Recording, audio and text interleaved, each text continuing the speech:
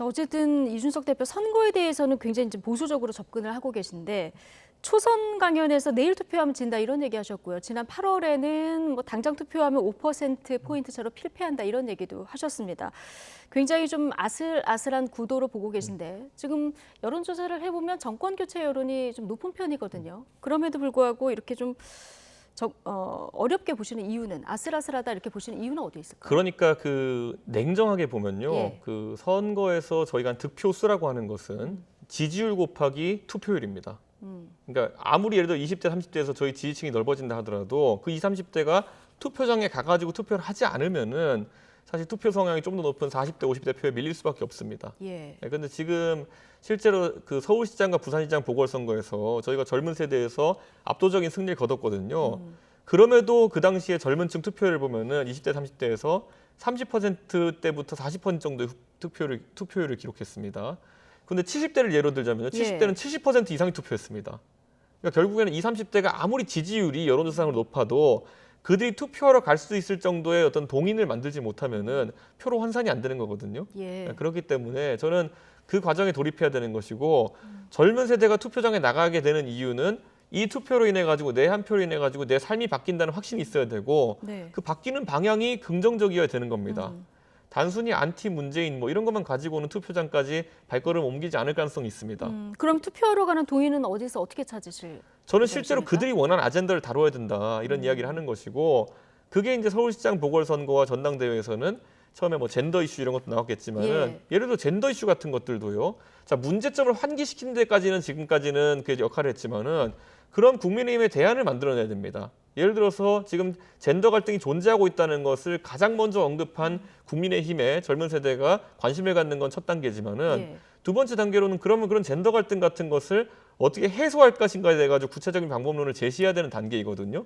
저 같은 경우에는 그래서 할당제라든지 여러 제도적으로 젊은 세대가 불합리하다 판단하는 지점들을 개선하겠다. 또는 부처 이제 나중에 저희가 집권하게 되면은 부처 중에서 뭐 수명이 다한 부처 같은 경우는 없애고 뭐 이런 정부 조직법을 개정하겠다. 이런 구체적인 이야기들을 하고 있잖아요. 이런 것들을 홍보해 나가면서 저희가 젊은 세대 투표 동인을 만들어야 되는 것인데 아직까지 저희 후보들 입장에서는 이 부분에 적극적으로 나서는 분들이 드러나지 않는 것 같아가지고 다소 좀 우려가 있습니다. 근데 이 여가부와 통일부 폐지는 당 안에서도 뭐 의견이 모아진 부분은 없는 거고요. 그리고 여러 가지 이런 젠더 이슈를 던졌을 때 20, 30대의 남녀의 어떤 지지도 이게 좀 달라질 수도 있을 것 같은데요. 그래서 지금 그런 부분 때문에 주저하고 있는 겁니다. 주자들이. 주자들이 막연한 어떤 청개구리 논리 같은 거 있지 않습니까? 보면은 이준석이 예를 들어 20대 남성의 지지를 받고 있다. 그러면 20대 여성의 지지를 받으려면 이준석과 반대 방향으로 가야 된다. 뭐 이런 청개구리식 논리가 전당대회 때도 등장했어요. 제가 할당제 하지 말라 그러니까 할당제를 강화하겠다고 하신 분들이 있었어요. 그럼 그분들이 20대 여성의 지지를 받았을까요?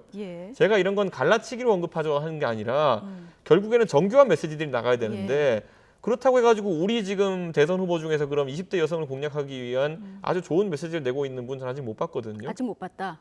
제가 참 특정 후보의 아젠다긴 하지만 민지 이런 걸로 되겠습니까?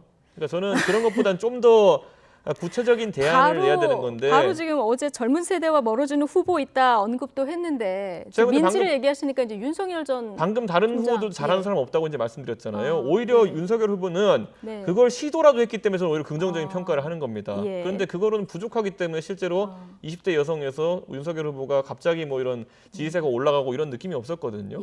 저는 뭐 거기에 뭐 홍준표 후보도 맞받아치는 의미에서 뭐 민주 데려와라 뭐 이런 얘기했지만은 이런 어떤 말의 향연이나 구호보다는 이제는 실질적으로 이 젠더 갈등이라는 것에 대해 가지고 정치인이면 정치인답게 어떤 제도적 개선이 필요한지 이준석은 할당제 개선을 이야기했습니다. 그리고 여성부가 갈라파고스화 돼가지고 자신들만의 논리 영역에 빠진 것 같기 때문에 오히려 이 부처를 없애고 다른 부처들로 이런 업무들을 분산해야 된다. 그런 정부 조직과 개정안 같은 걸 이야기하거든요. 정치인들은 사회 개혁을 위해 가지고 제도와 법의 변화를 이야기해야지만이 그게 자신의 정견이 되는 겁니다. 지금 뭐 비디오 찍다 되는 거 아닙니다. 그런 거. 자, 어쨌든 누가 후보가 되든 당 후보하고 이제 당에서 생각하는 공약이 다를 수도 있는데 이거는 그 20, 30대 젊은 표심을 얻기 위한 공약은 이제 조율해 나가는 과정이 좀 필요할 것 같다 이런 생각은 들고요.